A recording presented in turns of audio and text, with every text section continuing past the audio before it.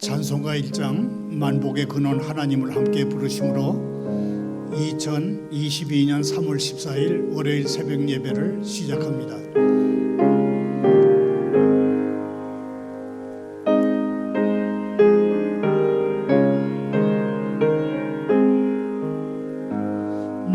만복의 근원 하나님 온 백성 찬송 드리고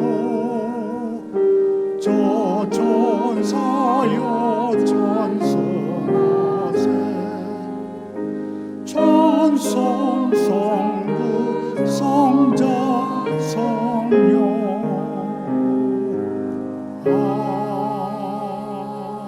아멘. 계속해서 600장입니다. 교회의 참된 터는 함께 부릅니다.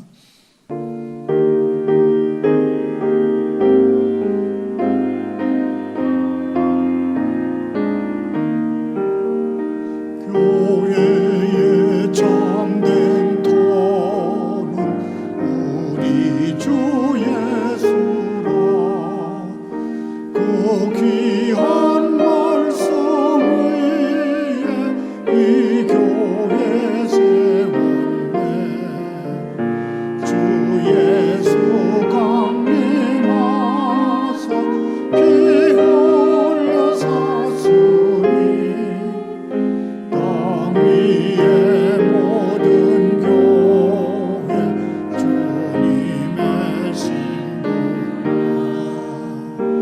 온 세계 모든 교회 한 몸을 이루어 한 주님 섬기면서 한 믿음 가지네 한 이름 찬송하고 한 성경 읽으며 다 같은 소망 품고 너를 받도다.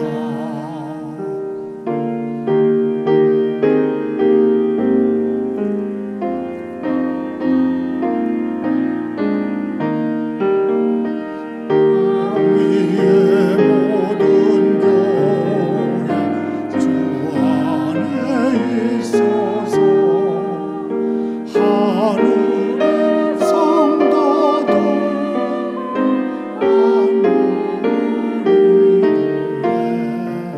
오 주여 복을 주소 저 성도들 같이 우리도 주와 함께 늘 살게 하소서.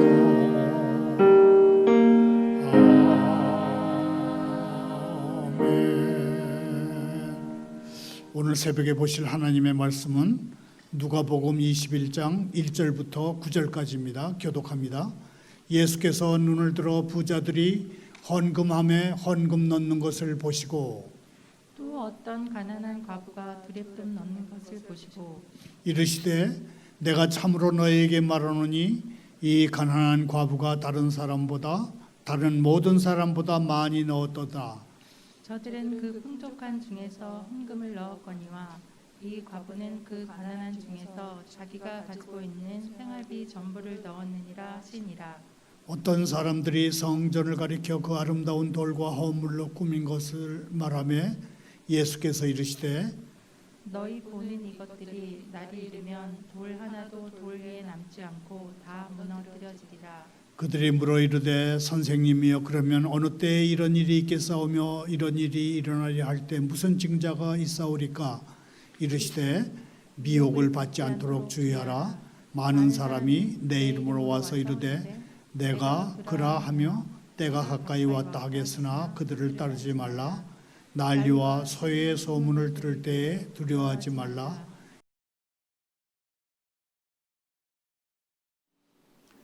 자막을 따라 함께 읽으면서 정리해 봅니다. 마지막 때의 시간은 세상의 모든 황금을 합친 것보다 더 소중한 것이 될 것이다.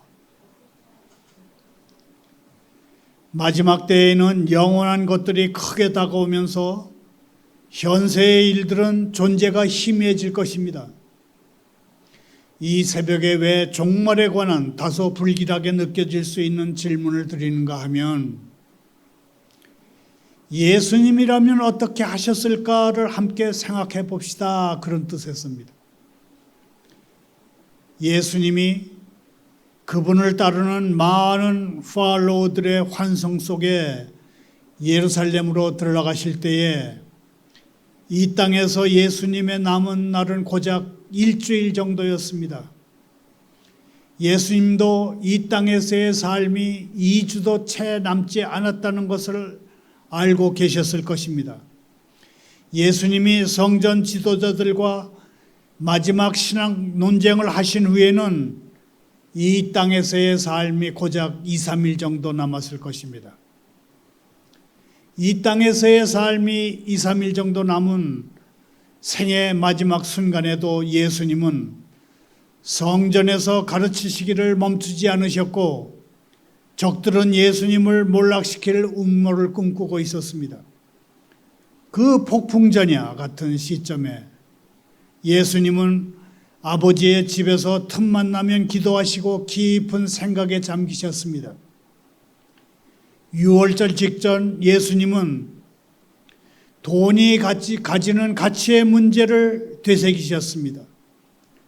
예수님이 홀로 된 여인이 헌금하는 모습을 눈여겨보신 것은 이전에 서기관들을 보고 저 과부의 재산을 가로차는 사람들이라고 꾸짖으신 일과 관련이 있습니다. 예수님은 서기관들, 즉 긴 옷을 입고 다니는 것을 원하고 시장에서 문안받는 것을 원하고 회당의 높은 자리에 앉기를 원하고 잔치 자리에 윗자리를 좋아하는 그들 서기관들을 조심하라, 그렇게 말씀하시면서 서기관들, 모세오경에 능통한 율법학자들은 과부의 가산을 삼키며 외식으로 길게 기도하니 그들이 더 엄중한 심판을 받으리라 하셨습니다. 그때 예수님은 여인의 뜰에 앉아 계셨는데 예배하러 온 사람들은 그곳에 있는 뿔 모양의 헌금함에 자발적으로 헌금을 드렸습니다. 서기관들은 그들의 경건을 드러내놓고 과시하듯이 헌금함에 돈을 넣었고, 가난한 과부는 초라한 동전 2개를 뿔 모양의 헌금함에 조심스럽게 집어넣었습니다. 이 홀로 된 여인이 바친 헌금은 전 재산에 해당하는 것이었지만 그 동전 2닙을 저울에 달아본다면 아마 저울 눈금이 움직일까 말까 하는 그 정도였을 것입니다.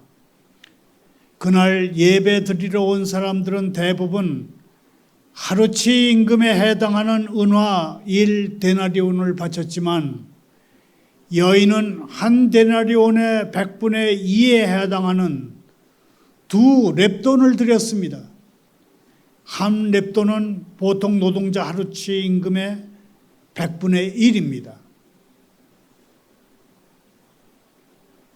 그러니 부자들이 훨씬 더 잘 눈에 띌 수밖에 없습니다. 부자들은 많은 돈을 헌금하기에 넣었습니다. 저는 큰 돈을 헌금하는 이들이 사역에 미치는 영향력을 비판적으로만 볼 일이 아니다, 그렇게 생각하는 사람입니다. 그런데 예수님은 부자들은 풍족한 중에서 헌금을 넣었다, 그렇게 말씀하십니다. 이 말씀은 큰 돈을 후원한 부자들을 깎아내리려는 것이 아닙니다. 이 말씀은 드릴 게 아주 적은 사람들을 존중하라는 뜻에서 말씀하신 것입니다. 드릴 게 아주 적은 사람들은 존중받아야 합니다. 홀로 된 여인이 드린 것은 귀금속의 가치로는 낮은 것이었습니다. 그러나 그것은 남아 돌아서가 아니라 부족한 가운데서 드렸다는 데 의미를 갖습니다. 부자가 드린 것도 인상적이지만 그녀는 고통을 달게 받으며 드렸습니다. 결과적으로 그녀는 주님이 가장 원하시는 전적인 헌신의 모범을 보인 것입니다. 희생은 주님이 필요를 채워주실 것을 믿어야 가능합니다. 그리고 희생은 감사하는 마음에서만 나옵니다. 하나님 나라에서 선물의 가치는 무엇을 받았는가가 아니라 얼마나 남아있는가에 의해서 측정됩니다. 자막을 따라 함께 읽으면서 정리합니다. 하나님 나라에서의 선물의 가치는 무엇을 받았는가가 아니라 얼마나 남아있는가에 의해서 측정됩니다.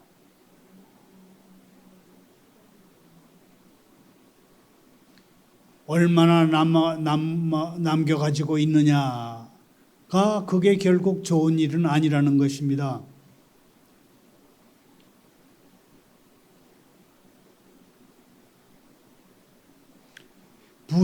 부자들이 희생적으로 드릴 때 만물의 주인이신 하나님은 드린 것보다 드린 사람의 마음을 더 소중하게 여기십니다. 예수님이 제자들과 함께 성전에서 쉬시고 있을 때 예배드리러 온 사람들이 그 성중의 장중한 외관에 감탄하는 모습을 보셨습니다. 그때 사람들이 이렇게 말했습니다. 아름다운 돌과 헌물로 꾸민 것은 정말 장중하고 아름답습니다. 그랬습니다. 예수님도 분명 성전 건물의 아름다움과 건물 짓는 데 사용된 재물을 인정하셨을 것이고 그런 성전을 짓는 데 이바지한 희생적 헌납을 고마운 마음으로 기억하셨을 것입니다. 그러나 예수님은 그 사람들의 말이 끝나기가 무섭게 성전에 있는 것 중에서 영원한 것은 아무것도 없다고 말씀하셨습니다. 날이 이르면 돌 하나도 돌 위에 남지 않고 다 무너뜨려지리라 그러셨습니다. 그것이 아무리 아름답고 값비싼 것이라도 헌물로 꾸민 것들은 약탈당할 수가 있습니다. 너무나 거대해서 옮길 수 없을 것 같은 돌들도 무너질 수 있습니다. 실제로 예수님은 불과 몇 년 안에 일어날 성전 파괴를 놓고 지금 애통해하고 계신 것입니다.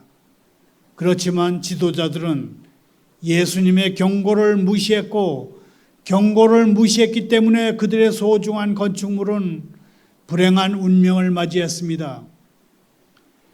주님이 이 예언을 하시던 당시에 예루살렘은 정치적으로 불안이 부글부글 끓고 있는 가마솥 같은 곳이었습니다. 사두개인들은 로마인들을 회의했고 바리새인들은 대중을 쥐락펴락하면서 양쪽이 정치적으로 팽팽한 세력 다툼을 벌이고 있던 그런 터였습니다. 나라 전체가 아슬아슬한 균형을 겨우 이루고 있었습니다. 그런 정치적 소용돌이 속에서 6월절이 되면 몇 년에 한 번씩 느닷없이 자칭 메시아라고 하는 사람들이 나타나서 순진하게 따르는 사람들을 모아가지고 왕권의 정통을 뒤엎어버리는 폭동을 일으키곤 했습니다. 예수님이 성전을 찾으신 때는 비교적 안정된 시기였지만 주님의 제자들은 주님의 예언을 의심하지 않았기 때문에 돌 하나도 돌 위에 남지 않고 다 무너뜨려지는 전적인 파괴가 언제 일어날지, 이런 일이 일어날 때 무슨 징조가 있을지 알아야 했습니다. 성전에 돌 하나도 남지 않게 철저히 해체할 수 있는 세력이라면 당연히 이스라엘 전역을 파괴할 것입니다. 그러니 그 시기나 그 일이 일어날 사건을 미리 안다면 그것을 경고 삼아서 피난처를 찾을 수 있을 것입니다. 그래서 제자들은 알고 싶어 했습니다. 제자들의 질문에 예수님은 종말에 있을 재앙을 간략히 언급하시면서 미래의 역사를 간추린 말씀으로 시작하였습니다. 예수님은 곳곳에 큰 지진과 기근과 전염병이 있겠고 또 무서운 일과 하늘로부터 큰 징조들이 있으리라 그렇게 말씀하셨습니다. 메시아라는 사람들이 불쑥불쑥 나타날 것이고 전쟁이 벌어질 것이고 늘 그래왔듯이 사회적 정치적 불안이 일어났다 사라지기를 반복할 것입니다. 이런 일들은 악의 통치가 불러온 당연한 혼란의 일부일 뿐 반드시 종말을 알리는 징표는 아닙니다. 그러나 불행하게도 믿는 사람들조차 사회적 정치적 혼란에 휘둘릴 것입니다. 믿는 사람들도 다른 모든 사람과 마찬가지로 고난을 받을 뿐만 아니라 학대의 대상이 될 것이고 신앙을 위해서 목숨을 바치는 일도 당할 것입니다. 그러나 그래도 끝은 곧 되지 않을 것입니다. 국가들 간의 전쟁이 터지고 재앙이 발생하고 질병이 걷잡을 수 없이 퍼지고 그런 다음 마지막으로 초자연적인 사건들이 급격히 일어날 것입니다. 하나님 왕국의 백성들도 다른 모든 사람들과 함께 세상의 혼란에 휘말릴 것입니다. 예수님은 이런 일들이 그분의 구속계획에서 반드시 있어야 하는 일로 보셨습니다. 오히려 이것이 그들에게 나를, 예수님을 증거하는 기회가 될 것이다 그렇게 말씀하셨습니다. 이전에 말씀하신 대로 하나님은 하나님의 백성들에게 적절한 시기에 적절한 말씀을 주실 것입니다. 하나님의 백성이 회당이나 위정자나 권세 있는 자들 앞에 끌려간다고 하더라도 어떻게 무엇을 대답하며 무엇으로 말할까 염려하지 않아도 될 것입니다. 왜냐하면 주님이 제자들에게 적절한 말씀을 주셔서 악의 지배자들의 말문을 막으실 것이기 때문입니다. 18절과 19절의 약속은 함께 묶어서 이해해야 할 것 같습니다.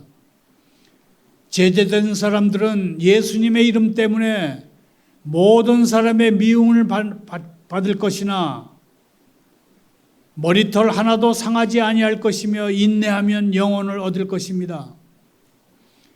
영생을 얻음으로 육신의 생명을 상실한 것이 회복될 것입니다.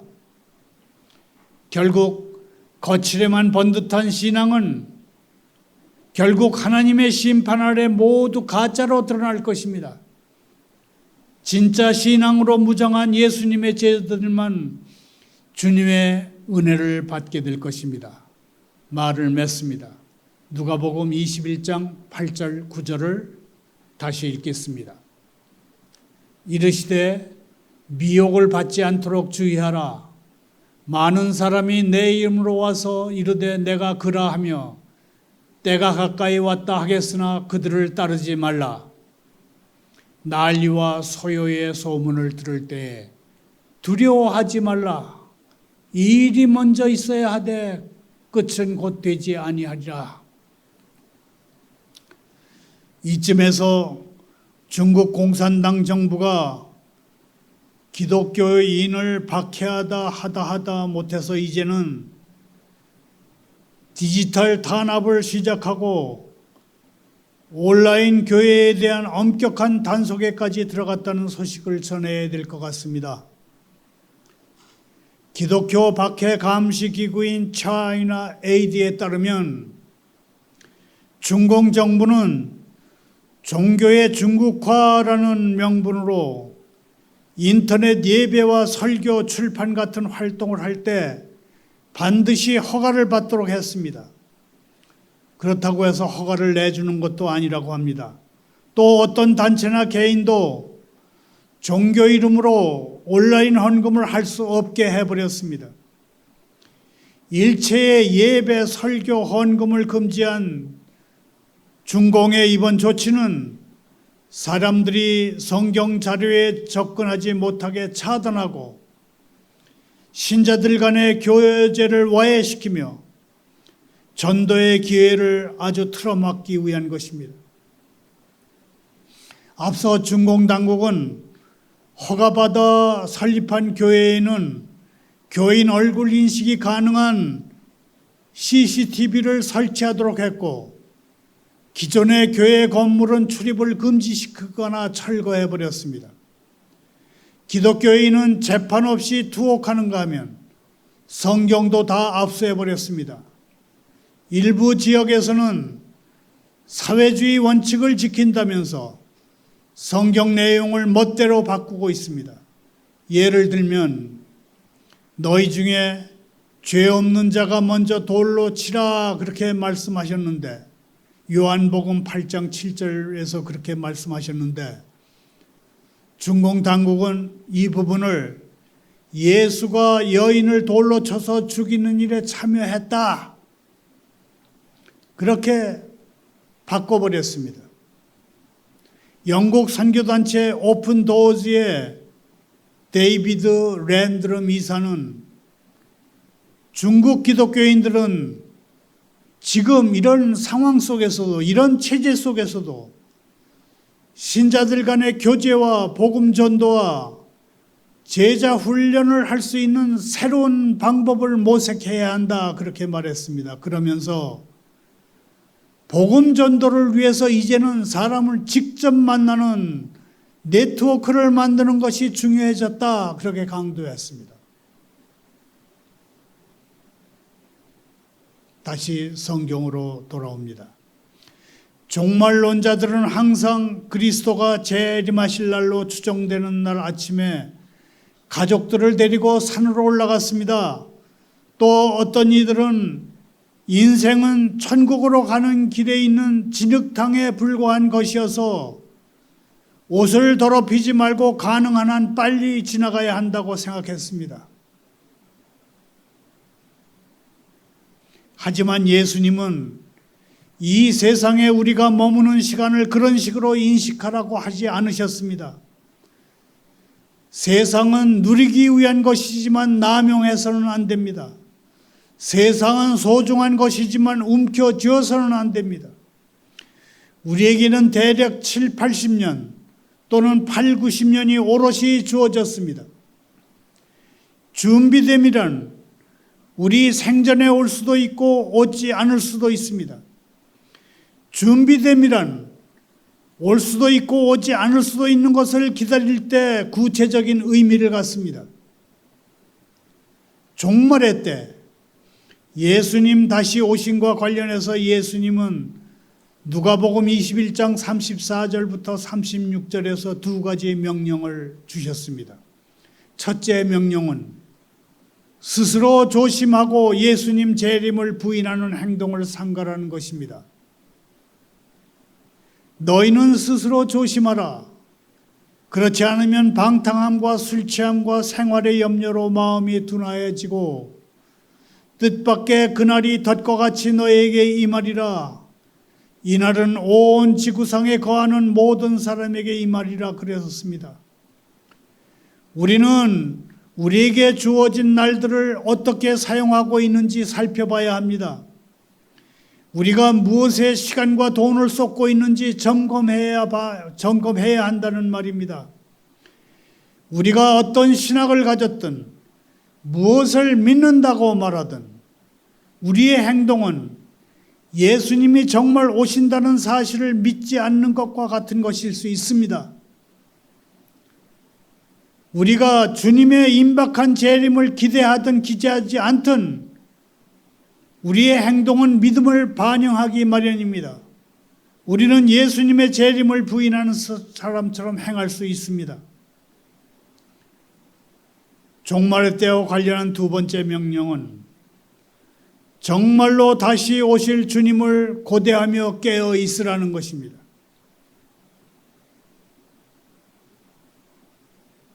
너희는 장차 올 이 모든 일을 능히 피하고 인자 앞에 서도록 항상 기도하며 깨어 있으라 하시니라 말씀하십니다. 우리가 앞으로 일어날 이 모든 일들을 겪지 않고 주님 앞에 서려면 언제나 정신 차리고 기도해야 한다는 그런 말씀입니다. 코로나19 격리한다고 집에서 혼자 예배 시간에 누워 자는 게 그게 격리가 아닙니다.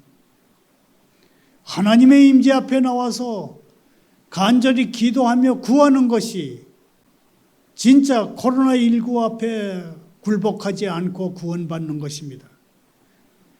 우리 자신을 향해서 물어보십시다. 우리의 행위는 주님이 언제라도 오실 수 있다는 것을 기대하고 있는가? 그렇다면 삶을 보류하지 마십시다. 삶의 지경을 묵히지 마십시다. 주님의 재림을 부인하는 행위를 경계하십시다.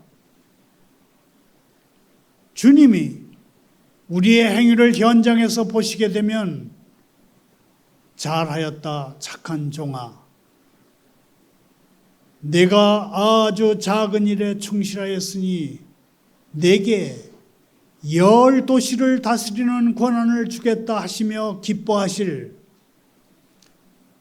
그런 행동을 하며 나아갈 수 있기를 바랍니다. 감사합니다.